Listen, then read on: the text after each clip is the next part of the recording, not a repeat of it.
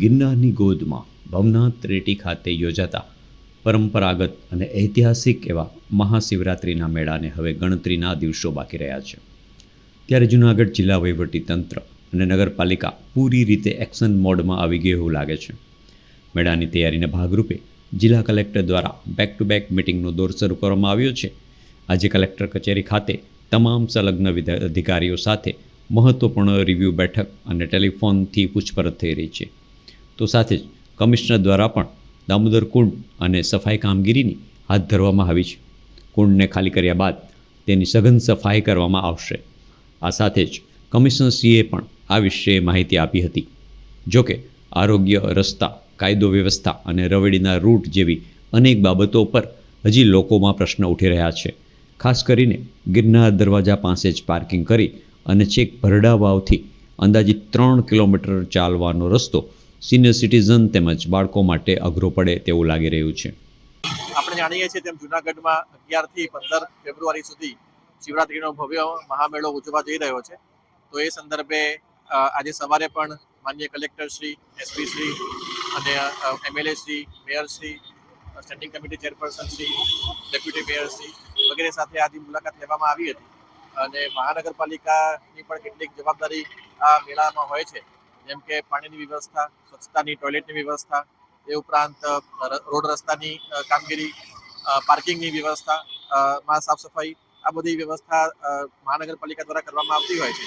તો અમારી મહાનગરપાલિકાની જેટલી પણ શાખાઓ છે તે શાખાના શાખાધિકારીઓ સાથે અમે તૈયારીના ભાગરૂપે આજે અલગ અલગ સ્થળે વિઝિટ કરીએ છીએ અને જે જગ્યાએ પોઈન્ટ નક્કી કરવામાં આવે છે તે પોઈન્ટ્સ પર કયા પ્રકારની કામગીરી કરશે, કોણ કરશે, કેવી રીતે કરશે અને એના ઓર્ડર્સ વગેરે કરવાની કામગીરી એ બધી અત્યારે ચાલી રહી છે. એટલે એના સંદર્ભે આજે સાઇટ વિઝિટ આપણે શિવરાત્રીના મેળાના ભાગરૂપે આજે કરી છે. મારું નામ નિલેશભાઈ પુરોહિત, પ્રમુખ દામોદર કુંડ તીર્થક્ષેત્ર. આગામી મહાશિવરાત્રીનો જે ભવ્યતમ મેળો યોજાઈ રહ્યો છે એના અનુસંધાને વહીવટીતંત્ર જે રીતે દોડી રહી છે એની સાથે તાલ મિલાવીને દામોદર કુંડ તીર્થક્ષેત્ર પણ જોડાયેલું છે.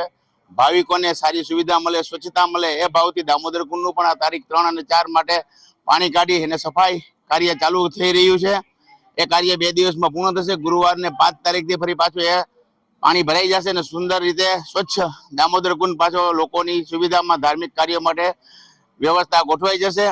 ને આ કાર્યમાં દરેક લોકો સાથે જોડાઈ ને સનાતન ધર્મના આ પાવન મેળાને સારી રીતે ઉજવી શકે એવો માહોલ બની રહ્યો છે. Rajesh Trivedi, Junagadh municipal corporation supervisor.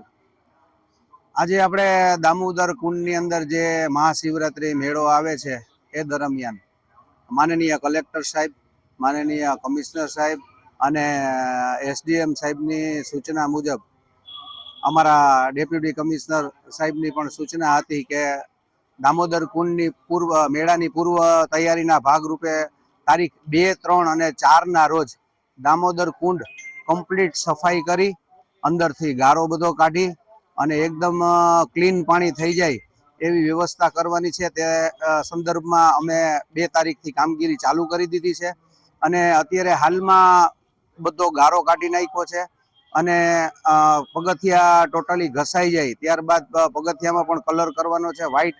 અને દામોદર કુંડમાં હાલ ગ્રીડ અત્યારે મગાવેલી છે. ગ્રીડ આવી જાય એટલે દામોદર કુંડની અંદર વ્યવસ્થિત પથરાઈ જાય અને મેળાની અંદર લોકો સ્વચ્છ પાણીની અંદર સ્નાન કરી શકે તેવી વ્યવસ્થા કરવામાં આવી છે. હાલ આ કામગીરી ચાલુ છે અને લગભગ કાલ સુધીમાં કામગીરી પૂર્ણ થઈ જશે. ત્યારબાદ દામોદર કુંડ સ્નાન માટે ખુલ્લો મુકાશે.